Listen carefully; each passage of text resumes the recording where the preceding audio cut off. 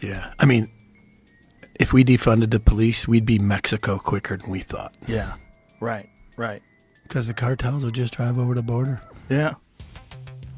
That's real. Yeah. Yeah. What do you think about this idea of using special forces guys to fight the cartels? This is First and foremost, like if you were like, yo, we're going to wipe out a cartel tonight, I'd have been like, I'll load my frags extra careful. Like, let's go, right? But the reality is like, I know all my buddies are like, yeah, we'll fuck them up in a night. We'll fucking, fucking let's back up a fucking second here. The cartels have fucking men. They own the ground. They have fucking technicals. They have machine guns. They have fucking everything an army has. Right? And they've had decades to train waiting for this. Number 2. And number 3, our government's fucking compromised. So if you think they ain't gonna know you're coming, you know what I mean? I think you're fucking high. Jesus Christ, that's a terrifying thought. So the government's so compromised, the cartel's going to get the word out before. Well, how are we gonna? Look, we're not good at being fucking sneaky. We're not the Israelis doing that fucking pager shit. That you know pager what I'm saying? Shit was wild. Yo, that needs to be the model for every fucking thing we do in the future. No matter what you think about the Israelis, what's going on in Gaza, that pager shit was wild. Which tells me America should go back to making its own fucking cell phones and its own. We shouldn't have our fucking comms made overseas at all in any way, shape, or form. In my opinion. No, I've been saying that forever. We should have our own cell phones. Fuck. And the fact that we're buying so much shit from China. Fuck. Especially after they banned Huawei because they know that Huawei stuff was compromised and they were having third-party input and be able to spy on people. Yeah. It's fucking crazy. Well, this is why we got to go back to making America like it used to be. We made our own shit. We use our own shit. We wouldn't have to worry about none of this. Yeah. It's a very strange thing what's happening in this country where China's allowed to buy land that's near military bases. They supply cell phone towers. They put all these different, they sell us all this different shit. And we don't really know. I mean, I don't know how many experts are investigating these fucking cell phone towers. Fucking zero. Yeah, I bet. Fucking I bet. Zero. Mike Baker was on here and he was telling me about how around military bases, like China has installed their equipment in all these military bases. Like at Formula One, where we were, my buddy owns the track, and they found these Chinese boxes that they had attached to the Wi-Fi. So they were just scooping up everybody's data. They called in Homeland Security to have them remove it and investigate it. Fucking racetrack. A racetrack, but they knew everybody was going to be using this public Wi-Fi. Yeah. Probably no VPNs, probably no security, and these people are getting all their shit siphoned up. Fuck. They're so sophisticated in how they've infiltrated. It's fucking crazy. And we just allow it to happen. It's very strange because you can't buy shit in China. If you think you're an American company, you're going to go over to China and operate with autonomy, you're out of your fucking mind. Yeah. You can't buy shit. Yeah, they'll never let an American. Never. No, they don't want. Chinese would never buy communication devices from America. No, and they certainly would never let America buy farmland right next to their military bases. They'd be like, fuck you. Yeah. We're like, sure, we'll sell it to you. Are you going to pay more? Yeah. Oh, boy. We'll take your money. Fucking. It's weird. It's weird how goofy we are. I know. And then, I think it's this, Joe. I think people don't realize how fucking dangerous the rest of the world is and how, people are, plotting against us. And it's fucking real out there. The world is a crazy place. I say this. You don't know how fucking safe you got it here and how fucking great we got it here. You know what I mean? Right. People don't know that because they don't never leave here, so they're stuck in their own fucking bad attitude of their own grind or whatever the fuck they do. And look, I'm telling you, the world is fucking evil. People will fucking rape you, kill you. No one gives a fuck. Protect yourself all the time. Well, man. You've been to parts of the world where you've seen this firsthand, and I think it's one of those things where if you don't see it, you don't believe it. Yeah. I'll tell you I think the biggest thing I saw in Iraq, I think in maybe 2009-ish, there was the most fucking U.S. soldiers ever been in Iraq, right? Whatever the numbers are, I don't fucking know, right? But when Iraq had the most fucking soldiers it has ever had in Iraq is when Iraq was the safest. Think about it. You know what I mean? All we had to do was put a fucking tank under every fucking overpass. In every fucking neighborhood, there's a machine gun and a fucking 50 cal Humvee, right? Like, who's fucking around? They're everywhere. And that's the safest Iraq ever was. I'm telling you, we have that here, and people don't understand that in general. So if you want to defund the police, fuck, man, we're fucked. You know what I mean? Yeah. Like, it's a crazy, but... You know, do you know Evan Hafer? Yes. Yeah, Evan was, we were in elk camp, and he was explaining some of the shit that he saw when he went from Iraq to Afghanistan. Yeah. And it just how he's like, Afghanistan is so fucked that you can't even comprehend it until you're there. Yeah. He goes, once you're there and you see it and you understand it, you become so cynical. You almost like, this culture is like unfixable. And he's like, most people just don't know that a place like that exists. That's so just down to its core, so fucked.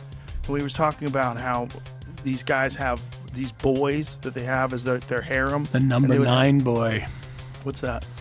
That's what the Egyptian Special Forces called him, the number 9 boy. He's the boy that gets fucked. Why number 9? I don't know. That's what the Egyptian Special Forces called. But every Afghanistan village had a fucking, what do they call it? The chogi boy or fucking something like that. Yeah. But basically the 12-year-old that gets raped. How much is involved in research with that? Like, how do you do research for something like Sicario? I did a lot of research for Sicario. How did you... I was able to talk to some people on the inside of different things. Whoa. Yeah. Whoa. That must be heavy. Yeah. And to be honest, of a lot of the things that I uncovered, I didn't uncover them, but they were shown to me. Like, there's a Sicario is the PG version of what it could have been. Holy shit. As barbaric as that is, and how we were shielded from, the drug war. And that was 2010, 2011, the drug war that it's based on. More people died in the 5 years around that than died in Vietnam. Holy shit. Holy shit. Yeah. That's the wildest one. The wildest one that we're dealing with, like when you're talking about major problems that this country has. Sure, we have immigration problems. Sure, we got a lot of problems. But one of the wildest ones is the amount of people that die from fentanyl overdoses every year. So, doing research, I was trying to figure out just to have a perspective on the scale of revenue generating industries. Like, and it started with oil. Like, how much money do oil companies make? And if you look at the top 10 revenue generating industries, it's up there at like 5 or 6 or 7 or 8, somewhere. It's not as high as I thought it would be. Pharmaceuticals sit there at like 3.2 trillion a year in revenue. Illegal drugs are estimated at 3.3 trillion. Whoa. And we talk about big pharma as this fucking monster. Think about the fact that illegal drug trade is bigger than big pharma. Holy shit. Wow. I had no idea. Yeah. Holy shit. Bigger. Yeah. And all funded because it's illegal. But obviously, there's a demand for it. And there's no way to know. There's no way, it's because it's illegal. Right. Those are estimates. I don't know how they make the estimates, but those are the estimates. Here's a question. If you're the president of the world, and if you have this fucking magic wand, do you even want drugs to be legal? What do you want to do? Do you want to go after the people that are making the drugs and just say it's a war on America, on American youth, because 100,000 people die every year and we need to involve the military and go after the cartels? Or do you say, we need to wake up to the fact that people are going to take these fucking things no matter what? So we need to regulate them, make them legal, and make them pure. And also give people some sort of an understanding of what the correct dose is, tell them not to do it, offer counseling, have rehab centers, have all that funded by the taxes that you're going to make from selling these things legally, but allow people to sell it legally. Because you're either boosting up the pharmaceutical drug companies, which are pretty gangster, or you're boosting up the real gangsters. Like, I would argue, and I don't have an answer. Look, I've written movies about this. I don't have the fucking answer. But if you look at, and he can pull it up right now, overdose deaths from prescription medication, OxyContin, all these various things. And that's exactly what you're saying. That is a regulated, heavy narcotic, heavily regulated. You know, it's a class A or 1, whatever they call it, Schedule 1. You know, you write that prescription as a doctor, somebody's going to come knocking and go, what was this for exactly? Like, you write a ton of them, you better be a freaking orthopedic surgeon. Especially today. Yeah. And the number of deaths from prescription overdoses, it's pretty substantially high. I think it would be a failure. I don't think it would work.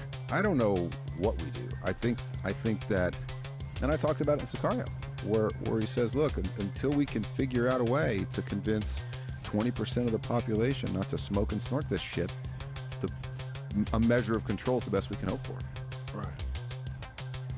Yeah, if you made it legal, for sure there would be people, this is the argument against it. If you made it legal, for sure there would be people that try it that wouldn't ordinarily try it, but they try it because it's legal. Yeah. Like when Elon was on my show and he smoked weed with me, one of the things he said, oh, it is legal, huh? Like, yeah, it's legal here, bro. We smoked weed together. But he said it's legal. And so he felt like he could do it. Yeah. Like, I'll try it. How many kids would do heroin if it became legal? How many kids would do coke? Yeah. How many impressionable people that wouldn't do something illegal will now do something because it is legal? And how many generations does it take before we figure out how to stop And I that guess from the happening? question would be, could they make a heroin light? Could they make like a like Miller Lite? Like a cocaine light? Because if you've Yeah. ever watched one of those shows about how they make cocaine, you're never doing cocaine. Well, we had Mariana Van Zeller, who has that show. What is that show called? Excuse me? Trafficked. And she was embedded in this drug-producing lab in, was it Costa Rica? Where was it? Colombia? I think it was Colombia. Peru or Colombia. She one of was those. in there with these people while they're making cocaine, and they let her document everything. Oh, of it. it's- And she even walked out with them when they were hiking it out as mules on their back. She took the trek with them. She retraces one of the world's most, Peruvian jungles to the Colombian coastline, to the streets of Miami. Yeah. It's a crazy episode, man, because that lady has They're fucking bleaching courage. those leaves with like diesel and freaking yeah. cow piss and Oh, it's horrible. God. They have this vat, and they're pouring these Ugh. chemicals in there, and they're taking all the fucking coke out of it, and then they're packing it up. This pure cocaine, like it's so pure. It's really good for you.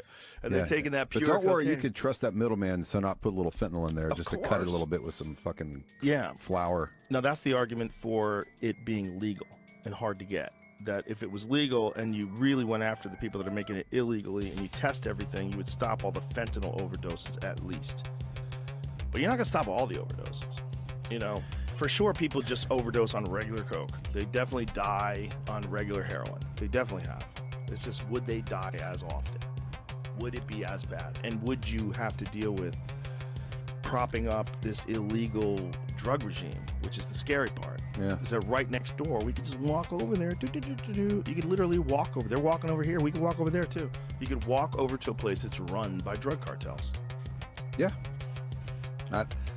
You have to look at the desire. What is the, and obviously a lot of it's gonna, if you've worked really hard and you built up this and you got a family and you got a kid in college and someone goes, hey, you want to go over to this new bar that got cocaine?